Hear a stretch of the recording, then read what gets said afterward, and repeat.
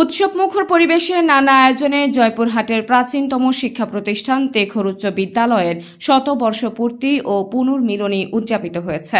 এই উপলক্ষে শহরের শহীদ ডাক্তার আবুল কাশেম ময়দান থেকে একটি বর্ণাঢ্য র্যালি বের করা হয়। পরে স্কুল মাঠে বেলুন উড়িয়ে অনুষ্ঠানের উদ্বোধন করেন জেলা প্রশাসক আফরোজা আক্তার চৌধুরী। পরে আলোচনা সভায় অন্যান্যদের মধ্যে বক্তব্য রাখেন ভারপ্রাপ্ত পুলিশ সুপার মামুন খান চিশতি, জেলা বিএনপির আহ্বায়ক গোলজার হোসেন, সিনিয়র যুগ্ম আহ্বায়ক মাসুদ রানা প্রধান ও শতবর্ষ উদযাপন কমিটির সাধারণ সম্পাদক জাহিদ ইকবাল।